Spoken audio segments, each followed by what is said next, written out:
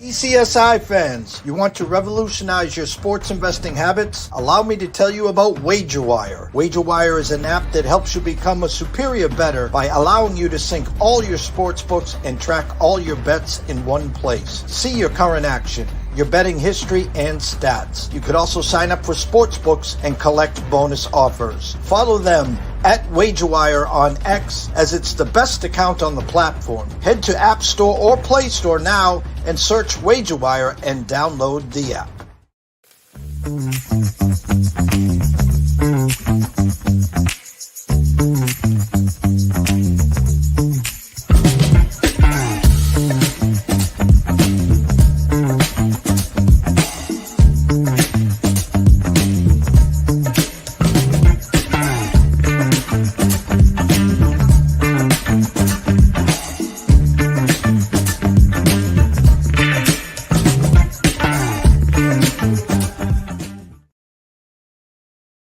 Good morning, sports fans from all around the globe. I am the host, Jeff Dawson, East Coast Sports Investors, and it's that time of the week for the Breakfast Bankroll with Brady Kannon, PGA expert, and Tyler Wyatt at Tyler Wyatt Bets, talking some NCAAF football. The PGA is back in Mexico this weekend. Bring your margaritas, your little tequila. We got a great tournament, and my headline is, the favorite, can the GHIM Reaper strike at El Cardonal this week? So super psyched to talk to Brady about that. First and foremost, a shout out to our proud sponsor and partnerships. It's WagerWire. Head on over to Google Play, download the app. It is free. Viva Tequila Seltzer, CT Bets the team, family second to none. The East Coast is cuckoo for coconut, and of course Atlanta Steak and Seafood. Terry Smith, I got my care package today, and I am just dumbfounded. I got a box of lamb. I got another box of fillets, primes, pork chops. I don't know where to start. Go follow Terry Smith at Facebook. While you're over there, head on over to Atlanta Steaks and Seafood website. Any order over $150 this week on the promo code, use ECSI. Terry's throwing in a 2-pound bag of the big shrimp. The big shrimp, already deveined, already ready to go. Whether it's surf and turf, shrimp scampi, you name it, you got it. So go follow him. Tell him JD from ECSI sent you. Without further ado, the star of this show, the one and only Mr. Brady Kannon. Happy Wednesday morning to you, Mr. Dawson. The PGA Tour back in action, like you say, and for the second time in a row, not the second week in a row, took a week off last week, but for the second straight start, we're on international soil, and we will also be international next week in Bermuda. So the PGA Tour going global a little bit. You remember a couple weeks ago, we were at the Zozo Championship in Japan. I thought that was a really fun tournament. Saw some stars in the field for that one. Now we go over to Mexico, the second time that we've played on this Tiger Woods design, El Cardonal, like you mentioned, at Diamante, Cabo San Lucas area, Baja California. And I think it'll be fun. Now the field is a little bit watered down again, like the fall season typically is, and it'll probably remain that way for the next couple of events. This is the first of just 3 remaining events on the fall FedEx Cup swing here. And then we wrap it up right before Thanksgiving. I want to say it's around November 21st at the RSM Classic, which will be very interesting. I think you're going to have a decent field there because, A, your defending champion is one of my new favorite players, Ludwig Oberg. So look at, and that'll end the season. Pretty much we go throughout the month of December, that last 10 days or so of November, and then entirely through December, where we take some time off for golf. And then bang, right around January 5th or so, we flip the calendar and we're in beautiful Kapalua, Maui for the 2025 season. I don't know what you're going to do with that time off. I guess we'll talk a lot of football in between, yes, and we'll indeed. talk some football contests. Saw a tweet this morning. Again, due to the presidential results, Mr. Donald Trump, our new president, um, Rory McIlroy. I don't know whether it was at a presser, a tweet. I saw the fact that Donald is such a big golfer and is so well connected with the Saudis. Rory's Mm. exact words were, "This might help speed up the process with the PGA and the Live." Thoughts there? Can't disagree. I had not thought of that, but gosh, it makes a ton of sense.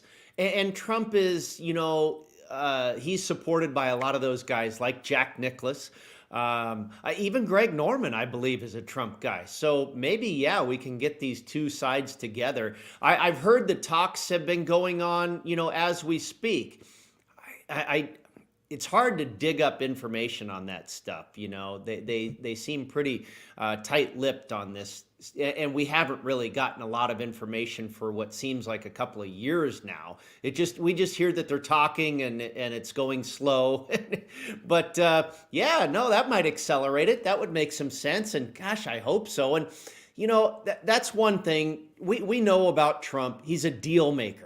Maybe he's a guy that can get in there and go, guys, come on, let's figure this out. And yeah, I think it would be beneficial for everybody, possibly including America and when the NFL, the PGA Tour, Major League Baseball, when all those things are going well, I think that obviously stimulates the economy. So it would probably be overall in President Trump's best interest to stimulate that the connection there between the PGA Tour and the Live golf circuit. And you and I would be beneficiaries in the end. We'd be able to bet more. Who knows how it's going to be structured, but I know it would be better than what we're currently faced with. I was doing some research with the week off with some of the sources that we have. I'm looking at the live odds for this week's tournament before we get to them. Max Grissom currently looks like the favorite at plus 1525. And I think our good friend and colleague, I'm even actually drawing a blank. I'm picturing his face. It will come to me. Was talking about not a 1 week wonder. He actually was talking about the metrics on Grissom and what he has done in the last 6 to 8 months. Thoughts on Max? Yeah, Grissom has been very impressive. And, I've seen his name popping at the top of leaderboards, and I'm trying to remember what tournament it was. It wasn't the Wyndham, but it was at the end of the summer. Might have been the 3M Open in Minnesota, where he finished runner-up. And I remember I was on, you know what it was? I think, gosh, it might have been TPC Southwind when we were on Matsuyama for a winner. I can't remember exactly where it was, but I remember I was on the outright winner. But Grissom really made a run where he holed out. He made an eagle from the fairway, I want to say on about the 13th hole or so, and that gave him a 4-shot lead. And the very next hole, he hit his tee shot OB and made a quadruple bogey. And next thing you know, he was tied for the lead again and basically just limped home. It might have been TPC Southwind when Matsuyama won. I can't recall exactly. But I think he might have had like I say, a runner-up at the 3M Open before that as well. His last 3 starts, I believe, he's had runner-up finishes. I mean, he's been on an incredible run. The last runner-up coming, what was it, at the Zozo, where he did it again, I think. Yeah, the guy has been the bridesmaid here quite a bit in the last couple of months. But I'm not ready to go there yet, Jeff, because I just noticed when I watch him on TV, and he's obviously got a ton of talent. But I don't think he's got it upstairs yet. He can't close these deals. He makes an eagle and then he makes a quadruple bogey. And in each of these tournaments where he's finished runner-up, he's had some crucial mistakes down the stretch trying to close the door. He's going to get it done eventually. And I might not be on him when he does get it done. But I'm not in his camp yet. I see something in his demeanor and his look and his attitude that tells me he's not ready to take a bite of that winner's circle just yet. Rick Gaiman. Rick Gaiman, duh. Okay. I was talking to you backstage about Patrick Mayo and Rick Gaiman, and that's why I said the coffee hasn't kicked in. I've only had about 6, 7 cups yet. So, um, give us the breakdown, give us the correlation before we get to your releases, your outrights here on the course itself. Yeah, it's a big golf course. It's almost 7,500 yards and big, wide fairways. They average about literally 60 yards wide on these fairways. And I think it's similar to what we saw recently, not too far up the road here from Las Vegas, the Black Desert Resort in Ivins, Utah, where you had these big, wide fairways and big greens. And we know Weisskopf did that intentionally in his design because of the wind that can whip through there. And if you've got a resort course where, the average, 15, 18, 20 handicappers playing golf out there, you can't have these narrow fairways when the wind is blowing 25 miles an hour. And I think that was probably similar thinking here for Tiger when he designed El Cardonal, because you can get some wind. It's a coastal location. There's only one hole on the course where water comes into play, but you're there in Cabo San Lucas. You're basically on the beach. So wind is really the biggest defense of this golf course. It's a resort property as well. And so you can't make it too tough on the patrons. And what that turns into for the pros is a winning score last year of 27 under par if the wind doesn't blow. And once again, I'm seeing that the wind is not looking to blow too heavily this week. Thursday looks like the heaviest day, around 15 miles an hour, and it kind of decreases from there. So, I know our friend Jeff Sherman at the Westgate Superbook out here in Las Vegas set the winning score proposition bet at under or over 25.5 under par. So that's a pretty high bar there just to begin with. And I would imagine we'll probably get there. Just looking at the forecast, yeah, I 24, 25, 26, you're probably in that neighborhood for sure. And a lot of these guys played this course last year, so they know it even better than they did a year ago. Paspalum is the turf species, and we see that with a lot of coastal designs. We see that at Corrales Punta Cana in the Dominican Republic. Port Royal in Bermuda will be next week. This tournament used to be held at Riviera Maya, the El Camaleon course, which is now a part of the Live circuit. But you remember they used to go right outside of Cancun and play this tournament. That course had Paspalum greens as well. It's all Paspalum here in the fairways and on the greens. As far as the correlated courses I used Vedanta Vallarta, which is where they play the Mexico Open when we flip to the new calendar year. I think it's in February or so, right before we head out your way for the beginning of the Florida Swing, Jeff. Vedanta Vallarta, again, very similar. The location is not too far away. Big, wide fairways, Paspalum. TPC Craig Ranch, same thing, wide fairways. TPC Summerlin, right here in Las Vegas, wide fairways. Pebble Beach, wide fairways. Port Royal, Corrales, I mentioned. So the courses I looked at as far as corollaries were featuring wide fairways, some elevation change, even Kapalua, well, like we talked about in Maui. Huge, massive fairways there, big greens. So that's where I kind of went as far as the correlated courses. Pretty simple as far as the skill sets I looked at. Strokes gained approach. I think iron play is going to be absolutely paramount this week. Birdies are better gained. You got to go low. You got to make a bunch of birdies when 27 under is kind of the bar to get to. Greens in regulation gained, and then scrambling. And then also the par fours, how you're doing on the par fours that measure 450 to 500 yards. You've got 10 par fours here, 2 of which are very short, in the neighborhood of like 350 yards. And then of the other 8, 6 of them are in that 450 to 500 yard window. So you're going to want to be good on those 6 holes to find an edge against the rest of the field as well. Driving distance or driving accuracy, I don't think really makes too much of a difference here with these big wide fairways. There were some guys last year that I think hit every fairway throughout the week, didn't miss a one. But I did look at strokes gained off the tee. I think if you're long and straight and you're nailing it all week long, that could give you a little bit of an edge over the field. So I looked at that as well, but pretty basic, Jeff. Wide fairways, big greens, not a whole lot of wind, birdie fest. I didn't get too deep into the weeds with this one. I think it's a fairly simple puzzle. We'll see if we can come up with a winner. Well, the dogs are barking here in the studio. I have the circa odds in front of me. We talked about Grissom plus 1525. The GHIM Reaper, Doug GHIM plus 1825. JJ Spawn 2500. Ben Griffin 2800. Bo Hostler, who we have had a few times, 3200. Matt Schmidt, I don't know much about, at 2600, which is kind of intriguing there. I almost landed on him. Before we get to your outrights, a little insight on, I don't know anything about him.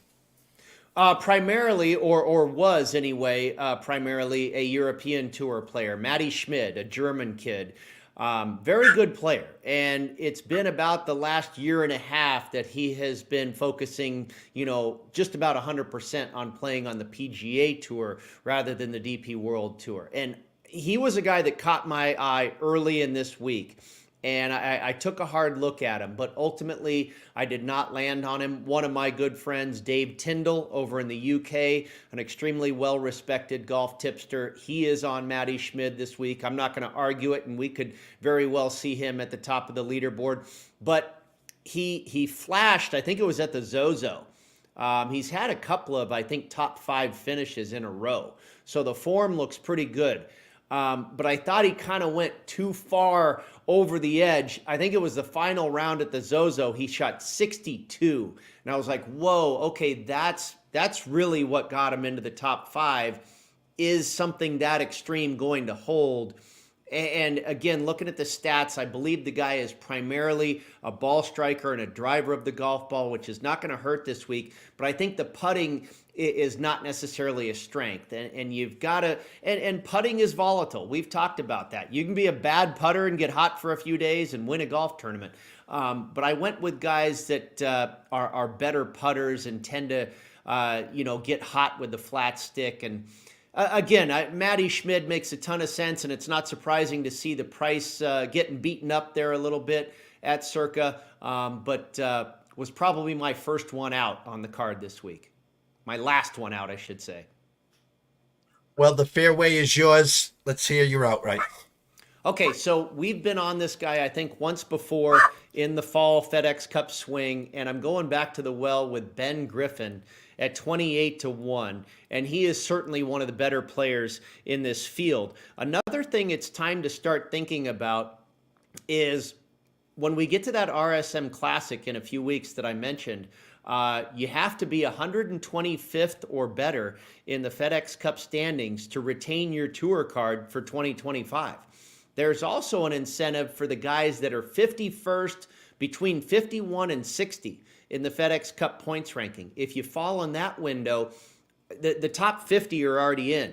If you're in the next 10, 51 to 60, you qualify for a couple of signature events, the AT&T Pebble Beach and the Genesis Invitational. And those are no-cut events, big money. So some incentives certainly there to fall into that spot on the points list. And Ben Griffin is currently 60th. So he needs to hold serve to secure a spot in those two tournaments. So he's got a little extra motivation there. And he just does everything well. He is money with the irons. He is 7th in this field for strokes gained approach to last 36 rounds. He's 8th in strokes gained putting on Paspalum the last 24 rounds, 12th in greens and regulation gained. He's 17th on tour in scrambling, and he's 58th on tour in birdie average. So, he does everything well that I want him to do here at this course, and he's got some good results at correlated courses as well. A 13th at TPC Craig Ranch back in May.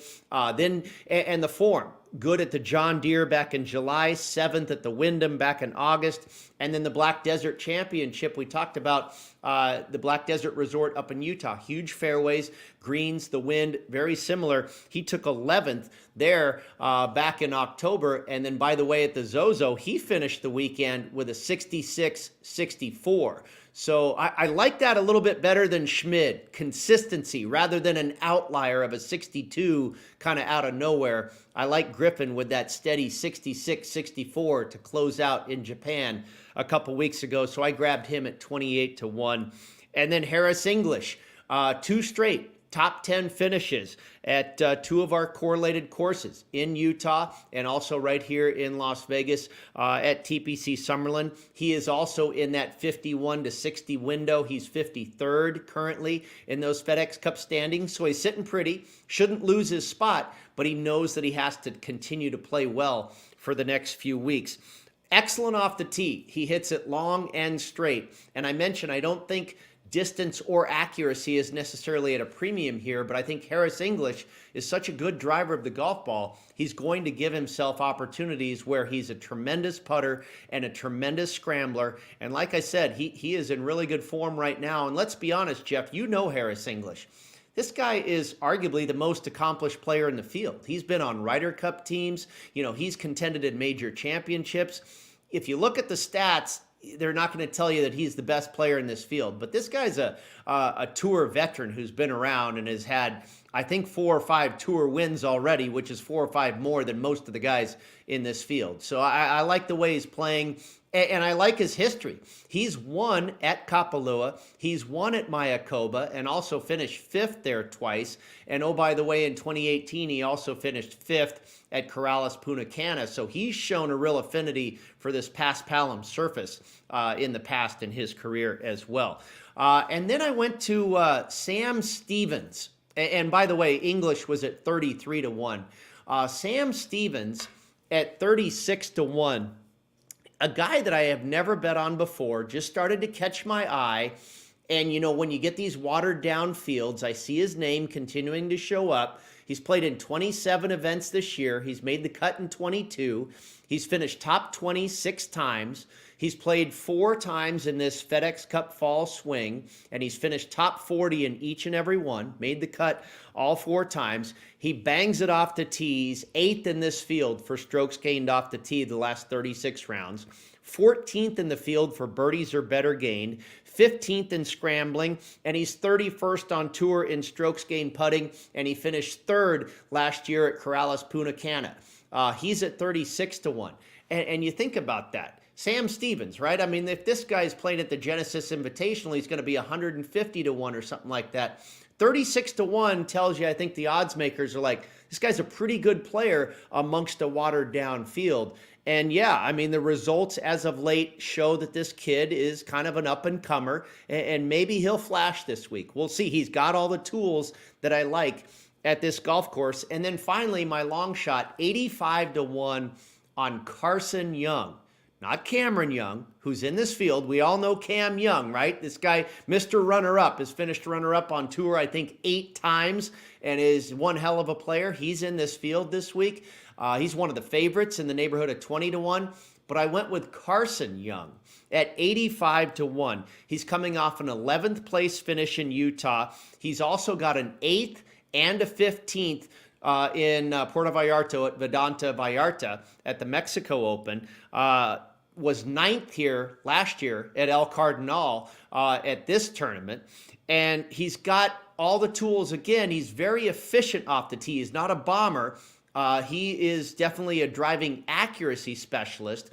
So we're not too concerned with accuracy or distance. We just want you to be really good off the tee and set yourself up for some birdies. And he is a birdie maker. He's good on approach. He's very good on the par 4s. And he's very good in the putter. 23rd in this field for strokes gained putting on Paspalum over the last 24 rounds. So I think you've got a guy here who has the tools. He's done well at this type of course in the past, did well at this course last year with a 9th place finish. So we'll see if he can flash. I think Griffin and English, a couple guys that definitely should be there. And then Stevens and Young, a couple of longer shots that I think very well have a good chance to be there.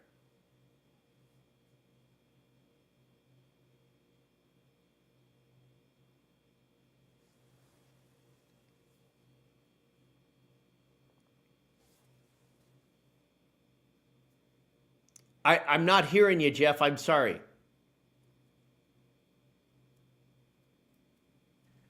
I hit the You mute mute button. yourself again? Apology. Yes, it's bedlam here. You Your think people wife was would telling you, learn by mute now. yourself, honey. Mute yourself. You're used I to that said command. I love where your eyes are with Griffin and English and Stevens. And again, I was saying, make sure everyone watching and listening, it's Carson Young, not Cam Young.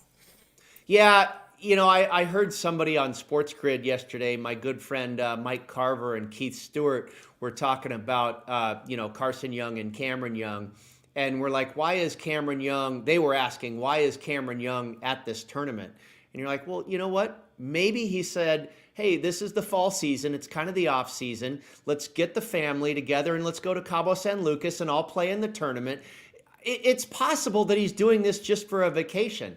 But I don't know. Could he win it? Of course. He might be the most talented player in the field, but I just don't see Cam Young really being the guy that I feel is a big threat this week. I think Cameron Young is more of a threat at a big boy golf tournament. We know the guy's got world-class talent. He's yet to kick the door in and get the victory. Literally has 7 or 8 runner-up finishes on tour in his career. But I don't feel like this is his week, and I especially don't want to take him at 18, 20 to 1 when I'm not feeling the vibe this week on Cam Young. Now, like I said, Carson Young at 85, I think he's absolutely fits more of the mold. You know how it is during this fall series. I mean, we've seen some pretty random winners, and that's probably what we're going to get here again. There's a bunch of guys. I mean, half the field, it seems, this week is priced between 25 and 45 to 1. Before we let you go, we got a late start, so I want to give you the platform and stage on a NFL breakdown that you had talked about in the email chain. Steelers at Washington. Yeah, just early in my NFL handicap this week, but I've identified this game and I actually had it on my calendar noted last week, because what you've got here for the Washington Commanders is a non-division, non-conference opponent prior to a division game, and not just a division game, but 2 straight division games. And by the way, off of a division game. So you've got a sandwich spot here with the Pittsburgh Steelers coming to town, extra rest off of a bye, and the Commanders are 3-point favorites. I made them 2-point favorites, and not that there's a big difference with 1 point there, but Jeff, there's a big difference between 2 and 3. So I took the 3. There's a little bit of juice on that 3 now. Maybe I have a feeling you'll see it close 2.5. But I took the 3 points with the Steelers, and there's another factor here. This is the reason I had it circled on my calendar. And I bet on the Commanders last week in a winner over the New York Giants. Dan Quinn and Cliff Kingsbury have a tremendous history in division against the NFC East. But when they play a non-division opponent prior to a division game, it goes the other way. They do very poorly. So I am against them this week, and when they get back into a division tilt next week and the week following, I'll probably be on them.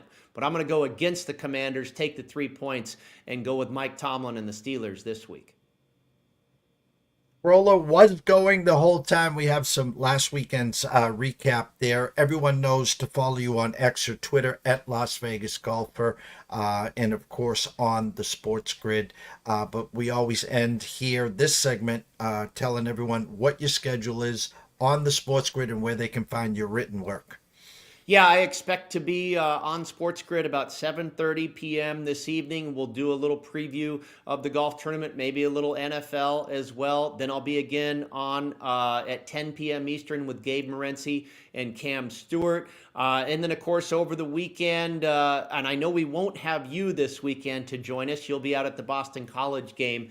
But on Saturday at 7:30 Eastern with Adam Kaufman talking college football and NFL. You can go to golf.com. My article is up there about the 4 outright selections, a deep dive, a little further detail into why I like these 4 guys this week. And then pretty soon this afternoon, I'll have the Prop Farm article up at PGAtour.com where I speak with the bookmakers and get the insight from the other side of the counter where both the sharp and recreational action is going this week. Brady, always a pleasure. Best of luck. Let's cash some golf tickets, and we will catch up soon. Sounds good, my friend. Thank you. Thank you. The one and only Brady Kannon. Go follow him at Las Vegas Golfer and, of course, on the Sports Grid. Ryan, let's go to a couple quick commercial breaks. When we come back, Tyler Wyatt talking some college football. See you right back. Jared, hey, we're going to need you to tone it down with the Summer Friday thing, okay? What are you talking about? Well, for one, it's not summer anymore. Oh, really? Coconut. Also, who is this? I'm the caddy. Oh, he's my intern. Sorry, intern. I'm his intern. Yeah, he's doing a great job. No golfing in the office, okay? Summer Fridays are over. You can keep the Hawaiian shirt, but the rest of the stuff, all right? Are you grilling? Oh, yeah. Did you want a burger or a hot dog? No, grilling in the office. That's a good point. We should take this outside. No, that don't. You put that right back down.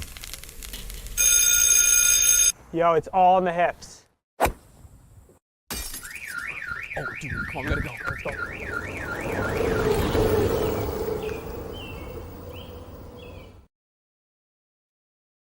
Well, we got an elimination game in the SEC. We had a good week of SEC and, of course, the rest of the college football ranks. The first playoff format on Tuesdays is now each week we get closer and closer. Who's in, who's out? What better way to start the process than the one and only Mr. Tyler Wyatt? What's going on, JD? What's up, T? How are you? Good. Going through college basketball numbers. Busy week. I know you were tuned in, I'm sure, Monday and Tuesday. Obviously, last night. Some other non-sports things going on, but yeah, just grinding away college basketball and college football numbers. Yeah, and I'm glad you brought up some college hoop. Obviously, the tip-off on Monday, I couldn't be happier. My Yukon Huskies start the 2024-2025 season tonight against Sacred Heart. But it was kind of funny, you know. We went with a couple team totals on Monday. Got shellacked. We went 0-2. We came back last night with BYU first half. And it's not easy to take a team minus 19 and a hook in the first half. But they ended up winning by 23 in the first half, and they cruised there. So we start our season 1-2. But the Big East, a little sluggish. Out of the gate on Monday, what did your eye see just in the Big East? Anything really catch your eye? I know the talk of the night was the Zags, and they might as well not even play. They're going to the Final Four, Tyler. Yeah, go ahead and pencil them in. They are a very good team, but yeah, game one, if you're a Baylor fan, do not feel bad. There's obviously a lot of basketball left to be played. College basketball started off, in a similar way to college football. Some big favorites going down outright. You had South Carolina losing to North Florida the other night as a 21-point favorite there. You had a couple of teams last night in San Francisco struggling with Cal Poly, who's a team that I think you need to remember, well coached. But yeah, there were definitely some surprises, some teams that, as John Reistein likes to call, buy games, not BYE, BUY. You pay to play, and then they come into your house and give you a pretty early season loss as a big favorite. Yeah, I'm excited. This, I think even in the last couple of years that we've worked together, we talk about how much we like the chaos.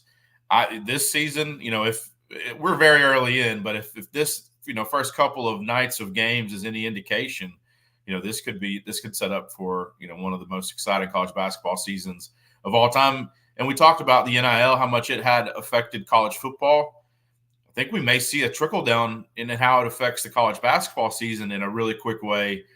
These schools transfer portal, obviously not a new thing, but this is a college basketball season that I may be as excited for this season as any before this one. We've seen a number of upsets. The good teams, we saw Kentucky with an impressive win the other night. We saw Duke with an impressive win. Houston, we've seen Tennessee last night or Monday night against the Gardner-Webb team that they were a pretty big favorite with, struggled there early and ended up winning by 16. But yeah, this is there were enough upsets in the first couple of days that I think we need to buckle up. It's going to be a wild season. Before we head on over to college football, you brought up a team that has just been knocking on the door and knocking on the door, and great coach, great offense, but the defense is just, I'm not calling it the UNLV amoeba defense. I'm not calling it the Syracuse, zone defense here. But this Houston team has just been knocking and knocking. They got a big injury last year that really kind of derailed them down the stretch here. Preseason thoughts on the Houston Cougars, Tyler? Very short list to win a national championship. You mentioned the injury last year. If you go back in time and take that injury away, how different that season plays out, we'll never know. This is a team that's as balanced offensively and defensively as anyone in the country. UConn, when they play their best basketball, I think they're in a similar category. They're really good offensively, but their strength is in their defense. This is a Houston team that focuses on defense. Number 1, number 2, number 3. Points will come. If we force enough turnovers, we'll have plenty of opportunities. Houston, really, really good. Cougs will be a team not only to win the conference, but they should and deservedly are in that conversation right now to be one of those teams you look at to win a national championship. This season could be as wide open as any we've seen. There are a number of really good teams, obviously early. But yeah, this is a Houston team right now. What they bring in, what they added in the portal, and what they brought in recruiting, they look like they're not going to skip a beat. And if they can avoid that injury bug this season, I think they're going to find themselves in a similar position as the last couple of seasons, which is in a good position to win a championship. They're a team that you do not want to play right now, but they look as good in the early season as a team from last season, which haven't skipped a beat so far. College football, we're into November, the first full week in November. The conference itself, Tuesday nights, in comes the show, who's in, who's out. They put up the brackets, yada, yada, yada. A BYU team that was up there. An Indiana Hoosiers team that some feel is not getting enough respect right now. Thoughts on the initial first top 12, who's in, who's out? Anything shock you? Nothing really. I mean, Boise, there's a number of teams that are outside the top 12 that with the next 2 weeks will have an opportunity to find themselves in there. Colorado is set up, well outside the top 12 right now. If they win and keep taking care of business, they're going to be in a position. Boise State is obviously one of those teams where they're going to have to win out. They have the luxury, I guess, of Army having to play Notre Dame in the regular season and then Army and Navy playing each other. So they'll have an opportunity for one of those two teams to potentially take a couple of losses and kind of go up that way. But it's still, you have to take care of business. The next couple of weeks, we'll see. We talked last week about we looked ahead to Georgia and Ole Miss this week, saying that was essentially a play-in game. With a win there, Georgia's probably firmly in. With a loss, they found themselves in a precarious situation with Tennessee coming up next week. A lot of things to shake out, obviously, Alabama and LSU. Alabama was maybe a little higher than they're a lot higher than where I have them in my power rating. But, you look at that schedule and the entire body of work, I can understand the argument for having them ranked where they were. But, yeah, a lot of those teams that are in that 10 to 16, 10 to 18 range, can't really make – I don't have a problem with where they were. This week we'll learn a lot. Next week we'll be even closer. And I think all of that stuff will shake out. I still think we're going to find ourselves in a position where we have 4, 5, 6 teams with 2 losses all vying for, maybe 2 or 3 spots. And there's going to be a couple of those teams who are going to complain, obviously, that they didn't get in. But I think the majority of all that stuff will work itself out here in the next couple of weeks. I don't think we'll have, maybe week 11, week 12, we are looking at, the last 2 spots or so. I think the majority of those 12 will have an idea where they are here in just about 2 weeks. The definition of insanity is doing the same thing over and over and over and expecting different results. I think I've talked to you about this. I know I have in the past. Jim Harbaugh, the coach now of the Chargers of Michigan, 0-9 against Ohio State, and then he finally broke through the door, gets to a Final Four, and then the following year, championship, dropped the mic, and now coaching the Chargers. It happened again. Ohio State, Penn State, you have a 10-0 lead. You're at home. There's absolutely zero excuses, Tyler. There's zero. Now, I always say, okay, fire the coach, then what? Who is out there to replace him? I mean, Penn State, good football program. They're not an elite SEC factory program or even a Texas at this point. You're in charge of Penn State, Tyler. What do you do? Well, right now, I think you focus on trying to win out. They're in a position, if they do that, they're in the playoff. This is one of those matchups from last week where there were some SEC fans or some of those 2-loss potential teams that were hoping Ohio State would take a second loss earlier and then maybe, they find themselves in a conference championship game where they take a third loss or whatever. Now you have both teams with 1 loss. Both teams are still firmly in the playoff. They could potentially, with Ohio State winning that game, maybe steal one from one of the SEC 2-loss teams. I know there's a lot of the SEC fans are, have always been against the Big Ten and, who's the superior conference. But, this is a Penn State program. James Franklin has been one of the most successful coaches since taking that job and leaving Vanderbilt. What he did at Vanderbilt was, we talked about what Vanderbilt has done this season and what Clark Lee has been able to do. James Franklin had this team winning, on the doorstep of winning double-digit games. He did have the luxury of having, a couple of NFL quarterbacks. What he's done at Penn State is just what he's done his entire coaching career, which is win. Unfortunately, if you at some point don't get over the hurdle and win one of those big games, it's not good enough these days. And it used to be, you had 4 or 5 years to prove yourself. Now it's, 3 years is about that's about the length that anyone wants to give you. I understand, the growing restless. You want to win a conference championship. You want to make a playoff appearance, and then you want to ultimately find yourself back in a national championship game. He has had, I don't want to say the unfortunate position of having to go against one Urban Meyer, and then Ryan Day just took over a program that just kind of kept on winning. But he also had, you mentioned Harbaugh and Michigan there to compete with. So he's had, a pretty tough go of it. He was just always the second or third best in his conference, which wasn't good enough.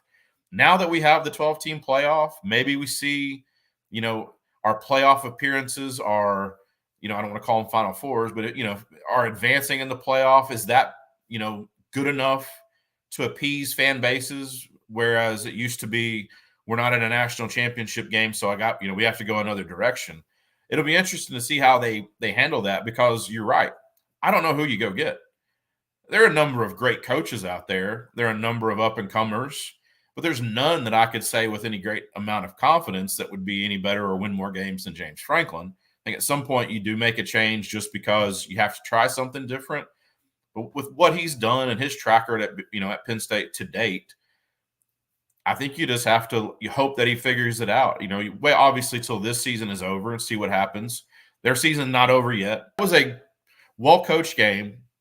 They fought. Second half, Ohio State made adjustments, but you're right. Penn State gave that game away. That number was really good. We talked about it, opening a field goal. That felt like it was a field goal type of game. They played the game again tomorrow. I think the number is the same. I thought the game would go over. We had that one like 4 points, 4.5 points over the total. And it looked like after the first quarter, that was just going to fly over. Second half was, maybe by design by both of those coaches. We need to slow this down and really, control the clock. That was just a tough loss. If you're Penn State, you move forward, you focus the next couple of weeks, hope that you end up in one of those, in that top 12, get a win and just see what happens. But yeah, if this season ends with, a first round loss for Penn State, I can see where that fan base is going to have a lot of questions to answer over the offseason. I just don't know the direction that you go, because I don't know that there's anyone out there that you can just say, yes, this guy gives us as good or better a chance as James Franklin. It's just, he's had the unfortunate position of being in a conference that's been as good as the SEC in the last 3-4 years.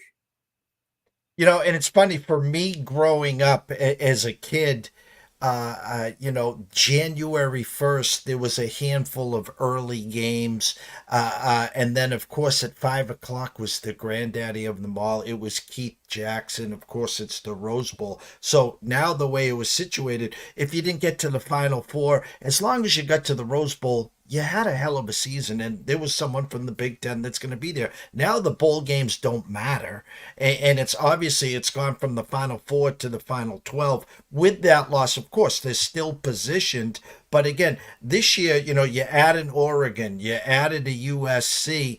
Oh, and by the way, don't look now, but Iowa and Indiana are playing pretty good damn ball as well. So, and of course, you just faced Ohio State, and Michigan's a down year, but it doesn't mean you're going to just walk in and beat a Michigan. So that one more hiccup is Penn State's one of those teams, I can guarantee you, 2 losses outside looking in. Good luck trying to get in there then, Tyler.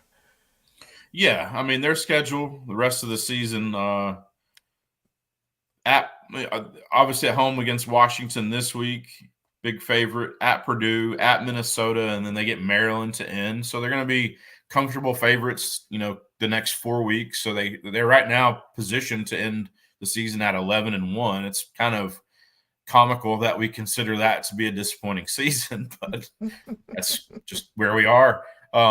It'll be interesting to see, if they could win out, they may backdoor themselves into hosting a playoff game, which would be huge. They find themselves on the other end of that, obviously it makes things a bit more difficult. Playoff committee saying that they're only going to enforce, I think I read 3,500 to 4,000 tickets to away teams. They want it to really feel, for home field to be a true advantage. Penn State fans will figure out a way to get into the stadium. But yeah, hosting would be, the big step.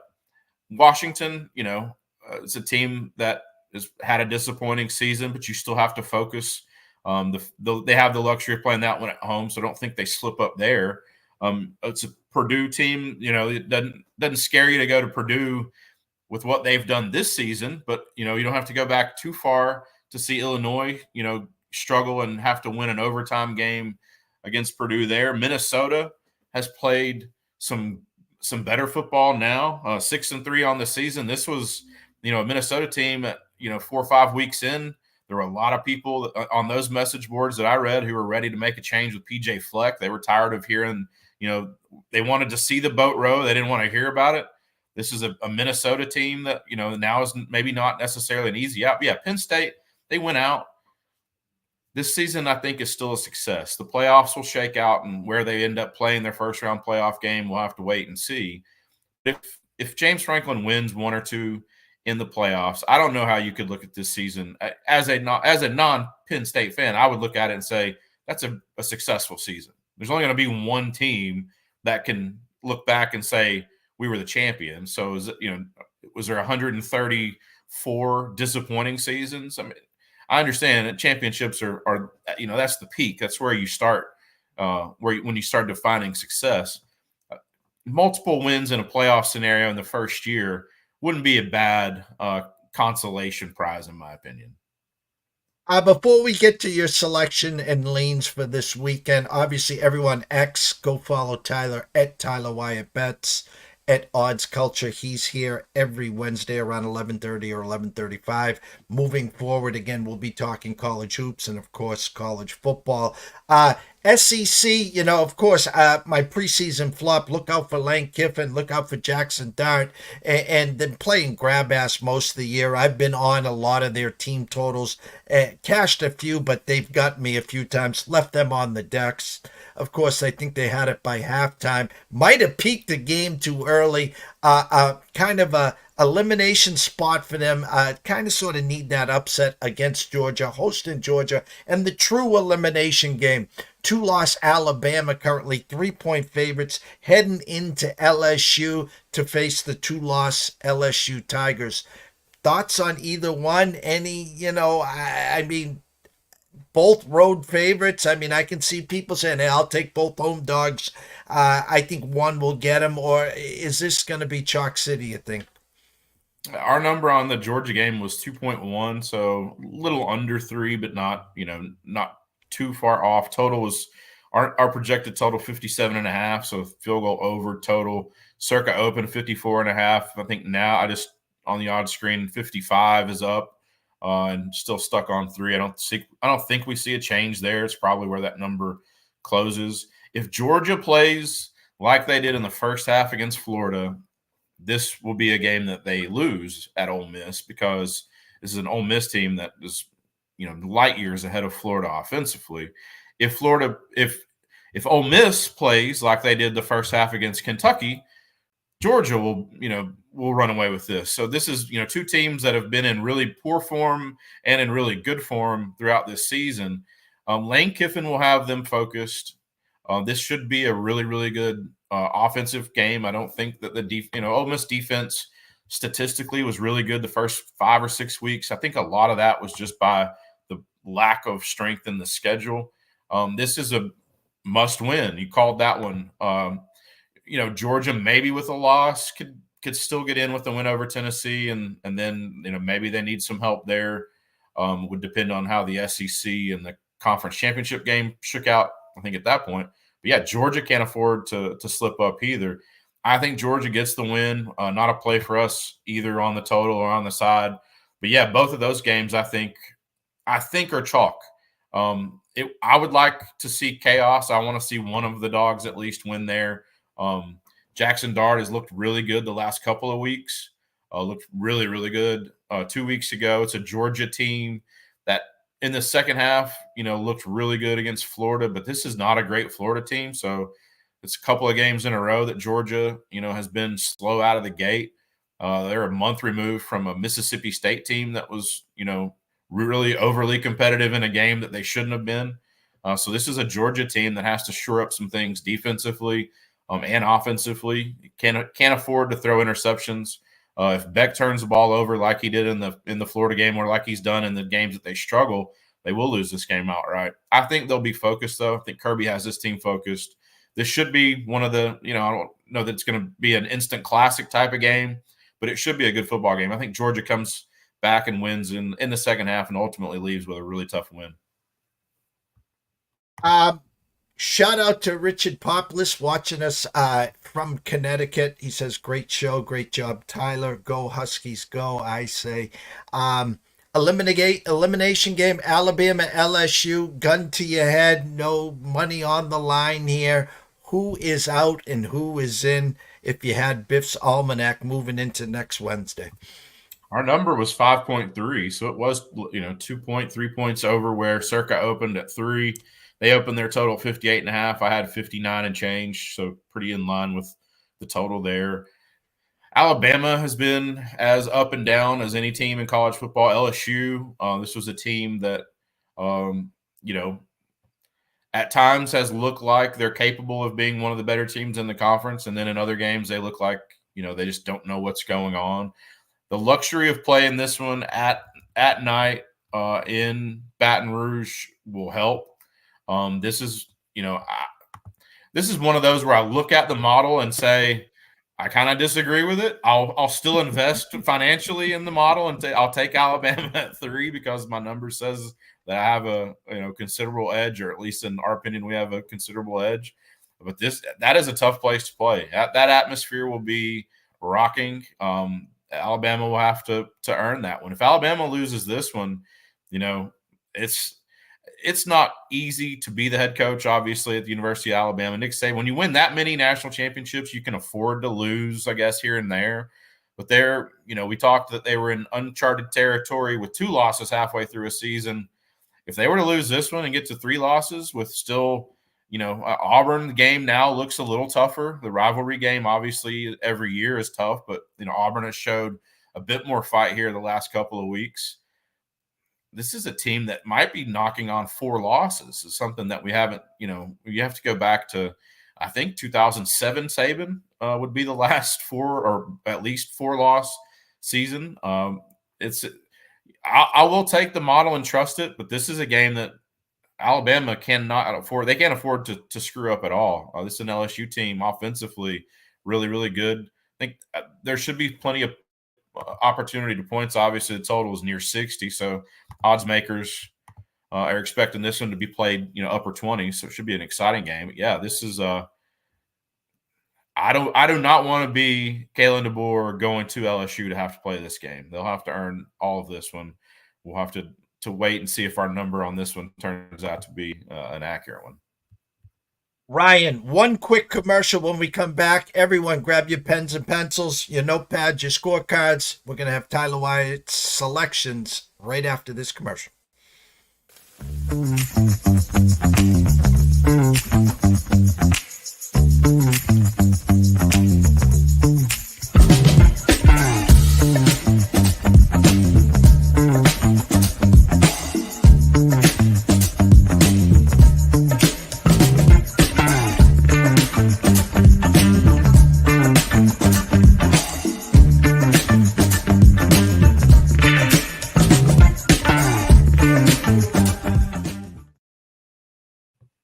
The pay zone is yours, Tyler.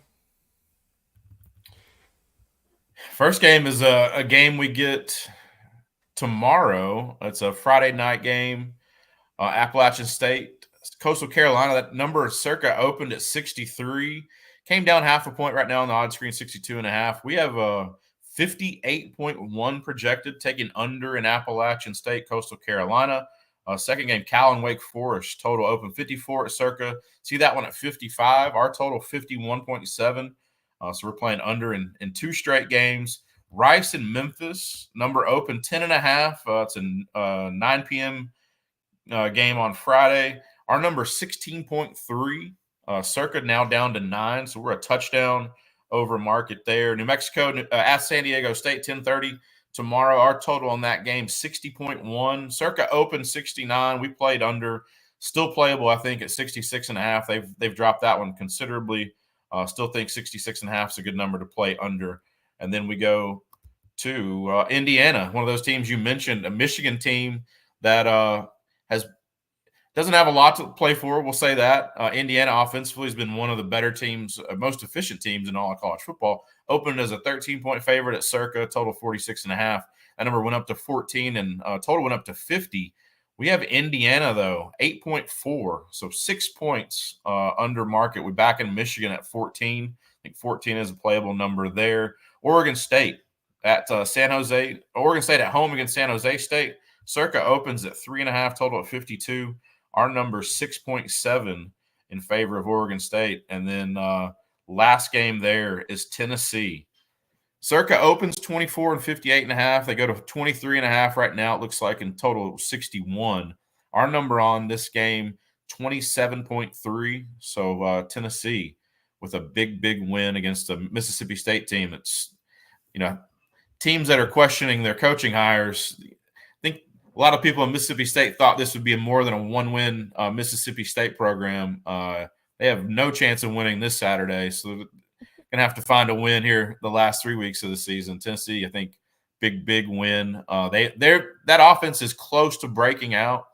I think this week, it's a homecoming game here, so the atmosphere will be really good at night. I think offensively, Tennessee figures out some things here against Mississippi State on Saturday.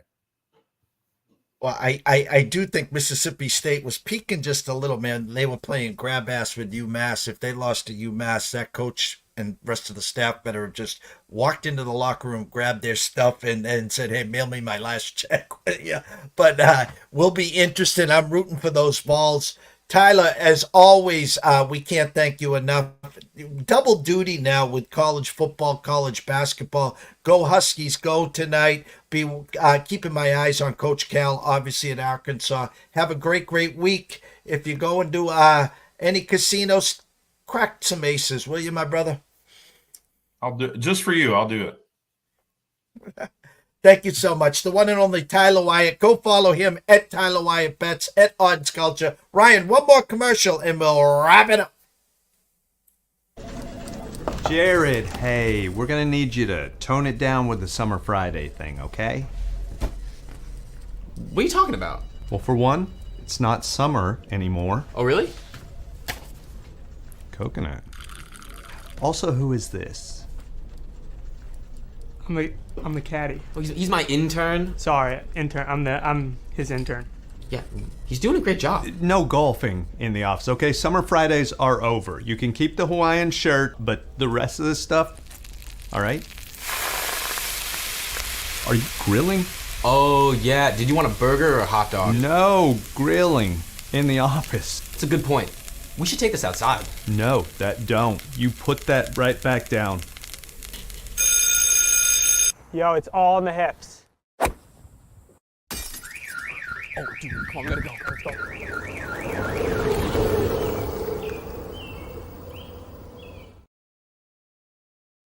I absolutely love my Wednesdays. I get to talk golf with good friend and colleague, Mr. Brady Kannon, and then we transition not into just college football, but college basketball. And it's the perfect time of year as we're winding down the stretch drive in college football and the start of college basketball. They play, a lot of the big teams play the smaller schools, as John Reistein says, buy-in games. And lots of times, not lots of times, sometimes you get a check and you upset 21-point underdogs at South Carolina and you win the game outright.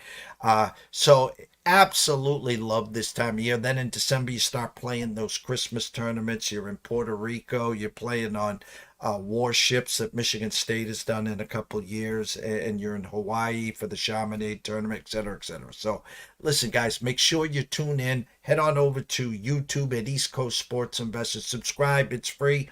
Come back here at EC Sports Invest and the ECSI Media Network. Follow us. Turn on the notifications and never miss a show. Shout out to Richard Poplis.